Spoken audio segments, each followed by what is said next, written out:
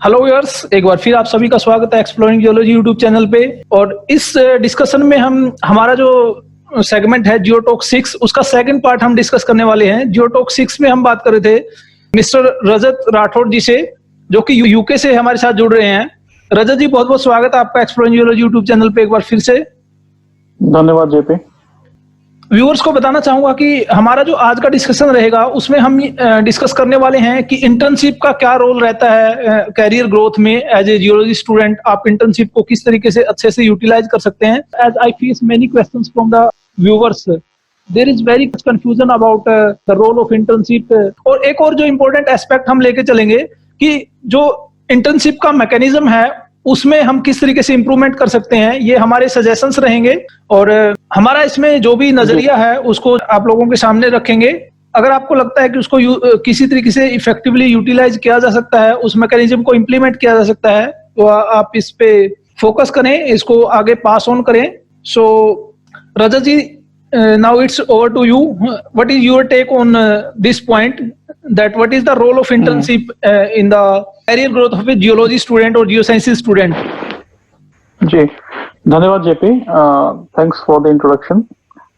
जैसा कि हमने पिछले अपने टॉक में डिस्कस किया था कि there is a gap between our academia and the industrial skills. And उस गैप को फिल करने में ये जो इंटर्नशिप्स हैं, या इसको हम बोलते हैं कभी अप्रेंटिसशिप, इसका बड़ा योगदान है, इसका बड़ा रोल है।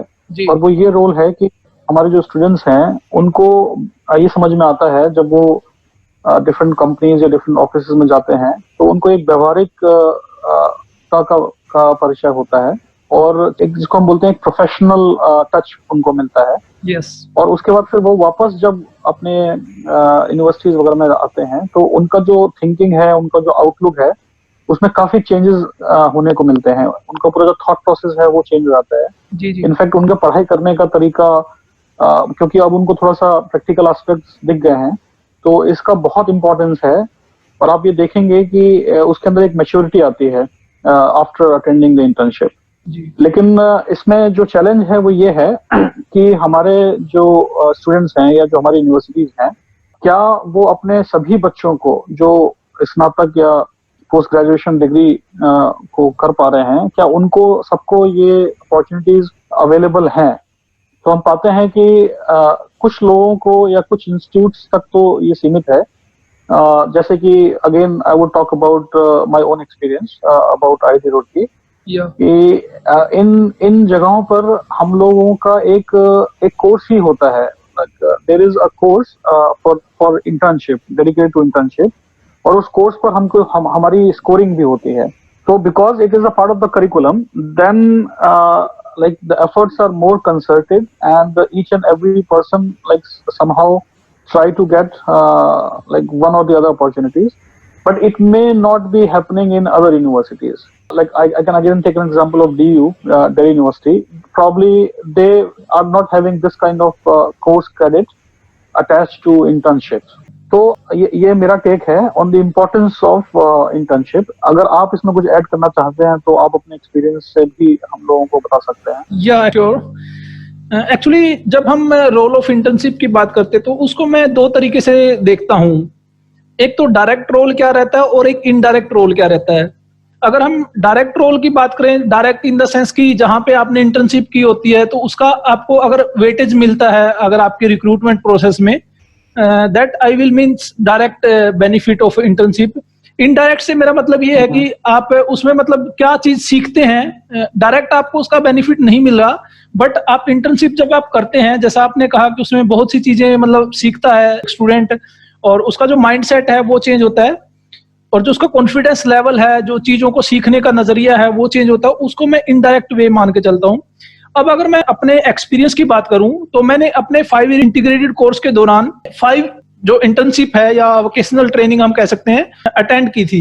मैं थोड़ा सा ब्रीफ आपको करना चाहूंगा। जो मेरी फर्स्ट इंटर्नशिप रही वो हिंदुस्तान जिंक लिमिटेड में जो माइनिंग इंडस्ट्री है राजपुरा दारीबा में, वहां पे रही, और ये लगभग 1 वीक ड्यूरेशन की वोकेशनल ट्रेनिंग थी। उसके बाद जो मेरी सेकंड ट्रेनिंग रही वो NHPC जो कि एक PSUs है उसमें रही, और ये लगभग 10 डेज का इसका ड्यूरेशन था। आफ्टर दैट जो मेरी थर्ड इंटर्नशिप थी CRRI central road research institute new Delhi, वहां पे अबाउट 2 वीक ट्रेनिंग मैंने की थी। और जो फोर्थ थी मेरी, वो मेरा जो कोर्स था एमटेक इन अप्लाइड जियोलॉजी, उसमें जो लास्ट सेमेस्टर है that is totally dedicated to dissertation. So I spent 2 to 3 months in again at AZL Rampura Agucha जो माइनिंग है। तो ये मेरी जो मेरे कोर्स के दौरान थी। और after completion of my course, I mean when the result was just awaited, I joined another training that was 6-week training in the Haryana Space Application Center Hisar. So these are the trainings. अगर मैं अब इनके output की बात करूं तो जो मेरी फर्स्ट और सेकंड ट्रेनिंग तक अगर मैं बात करूं, उस टाइम तक मुझे बहुत आइडिया नहीं था ट्रेनिंग का। इवन मतलब ट्रेनिंग अटेंड करने के बाद भी मैं अगर उसको रिकॉल करता हूं तो मुझे बहुत ज्यादा रिकॉल नहीं कर पाता हूं कि मैंने वहां पे क्या सीखा। बट आफ्टरवर्ड अगर मैं बात करूं, जो मेरी थर्ड ट्रेनिंग थी जो कि CRRI में रही, वो एक रिसर्च इंस्टीट्यूट है। तो उस हिसाब से जो एक रिसर्च इन्वायरमेंट मैंने वहां पे देखा और उसके अकॉर्डिंग मेरा जो माइंड सेटअप हुआ कि किस तरीके से हम रिसर्च को किस तरीके से इम्प्लीमेंट कर सकते हैं। और खास करके अगर मैं अब लर्निंग आउटकम पे आऊं, जो मैं इनडायरेक्ट जो बेनिफिट की बात कर रहा था, जो मेरी 6 वीक ट्रेनिंग रही Haryana space application centre Hisar में, वहां पे एक्चुअली में मेरा इंटरेस्ट रिमोट सेंसिंग और GIS में डेवलप हुआ। तो जब आप इंटर्नशिप करते हैं तो एक्चुअली में जो आपका फील्ड होता है, वो जिसमें आप इंटर्नशिप करें, जो इंडस्ट्री है वो या रिसर्च इंस्टीट्यूट है, तो वहां पे जिस तरीके का वर्क कल्चर है उससे आप जो है फेमिलियर होते हैं, उसके बारे में आपको काफी कुछ जानने को मिलता है। और इवन मैं ये कह सकता हूँ कि वो 6 वीक ट्रेनिंग अटेंड करने के बाद आज भी अगर मैं देखता हूं तो रिमोट सेंसिंग या GIS जो है मेरा one of the favourite subject है। तो कहने का मतलब ये है कि जब आप इंटर्नशिप अटेंड करते हैं तो वहां पे आप जो है प्रैक्टिकल नॉलेज, किस तरीके से आपने जो थ्योरेटिकल पार्ट अपने क्यूरिकुलम में स्टडी किया है उसको किस तरीके से इम्प्लीमेंट आप एक्चुअल में करते हैं किसी प्रोजेक्ट में, तो वो एक बड़ा इनटेक मैं देखता हूं अगर मैं इंटर्नशिप की बात करूं।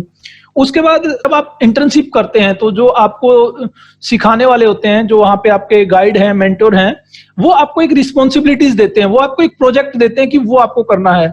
तो उससे आपके अंदर एक रिस्पॉन्सिबिलिटी बिहेवियर आता है, एक अकाउंटेबिलिटी हम कह सकते हैं कि at the end of the internship आपको कुछ ना कुछ रिजल्ट देना होता है, आपको या तो रिपोर्ट प्रिपेयर करनी है या आपको कुछ डाटा सबमिट करना है।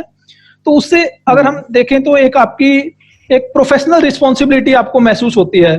थर्ड अगर मैं देखूं इसमें, जब आप किसी कंपनी में या आप किसी जो रिसर्च इंस्टीट्यूट में जब आप इंटर्नशिप के लिए जाते हैं, तो वहां पे जब आप जाते हैं एज ए स्टूडेंट जाते हैं, तो आप ये उसके इक्विवेलेंट कंसिडर कर सकते हैं कि आप एज ए फ्रेशर जब वहां पे जाएंगे तो उस टाइम पे लगभग मोर और लेस आपका सेम रोल रहेगा। तो एज ए फ्रेशर आपका रोल क्या रहने वाला है उस पर्टिकुलर फील्ड में, उस पर्टिकुलर डोमेन में, ये भी आपको एक जानने का मौका मिलता है। नेक्स्ट चीज ये है कि अगर हम देखते हैं अपने जो आपका एकेडमिक कोर्स होता है उसके दौरान अलग अलग फील्ड में इंटर्नशिप करने का जब आपको मौका मिलता है, तो उसके बेस पे आप एक अपना इंटरेस्ट फाइंड आउट कर सकते हैं कि दैट इज माय इंटरेस्ट और मुझे इस फील्ड में जाना है। After completion of my course मुझे उस पर्टिकुलर फील्ड में जाना है। वो आप एक अपना डिसीजन अच्छे से ले सकते हैं अगर आपको अलग अलग ऑर्गेनाइजेशन का अगर एक्सपोजर है।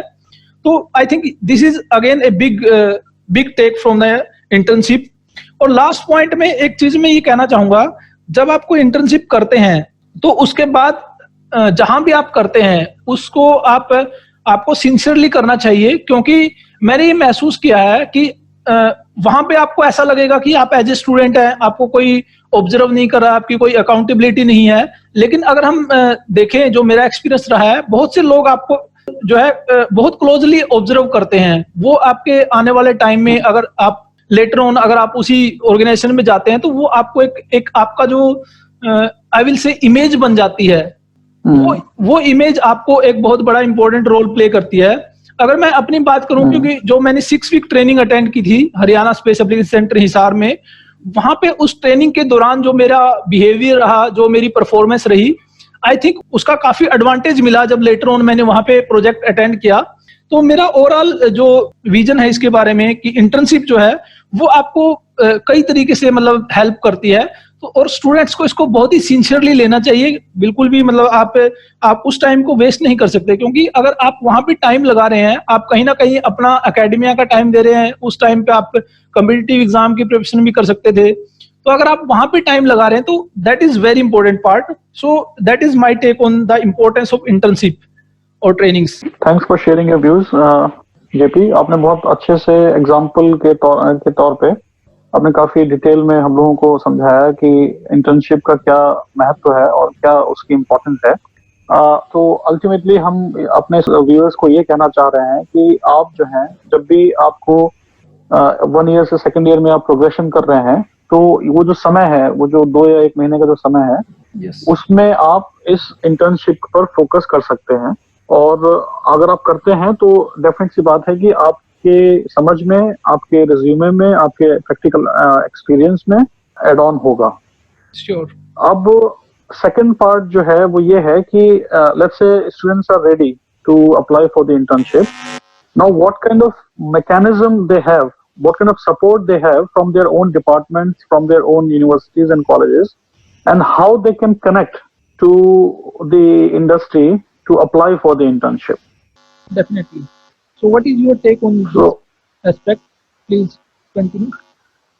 Again, from my own experience, what I would say is that this internship, this whole internship mechanism is still kind of unorganized. Like when I say unorganized, what I mean is that somehow I feel that the onus is still on the students. They have to find, they have to submit their applications, they have to go and out search whether they can avail for the internship or not. Yeah. Like what I feel missing here is that somehow we do not have some kind of mechanism where which can effectively deliver or which can effectively somehow handle the demand and the supply of internship. तो मेरा पहला सुझाव तो ये है कि let's say we can have some rough numbers of how many potential students are coming. Let's say if we wanted to give them the exposure after their completion of bachelor's degree or maybe after completing of their master's degree. So we can decide that, okay, which like in which year these students are going to appear for the internship, and then somebody can actually start preparing or start giving them assistance 1 year in advance. 1 year in advance means like the mechanism should be that the students are going to show their interest that they wanted to apply or appear for the internship. They can give their interest, whether they wanted to go to one particular industry versus the other industry. So they may have their own priority list.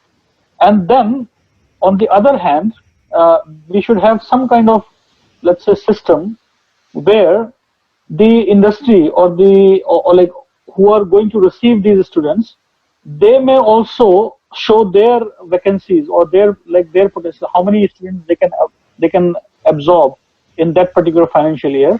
And then there has to be some coherence between this demand and supply. So this is my like vague idea. We can discuss more on this, how exactly it should happen. Meanwhile, I would also take your take on it. What do you think about this whole mechanism? Yeah, actually, in my point of view, I will say in maximum colleges here in India, colleges or universities, we will say there is a placement cell. Placement cell is mainly focused on the recruitment procedure or contact to the various companies for the campus placement like that. But I feel that the placement cell should also focus on this internship part. If students are interested, if first of all, as you told, there should be a counseling type of mechanism where whenever student enter in a geological courses or geoscientific courses, there must be counseling in such a way that there is a vision of the student, what he has to do, and he should have a basic idea about what he can do, where he has to go, so that he can decide, yes, after completion of this semester or after completion of this year, I have to do that internship or how I can utilize that time period gap between the 2 semesters or 2 years. So that counseling is important in my point of view. My second point is that from the industrial side, because as you know, industries also need very good, freshers.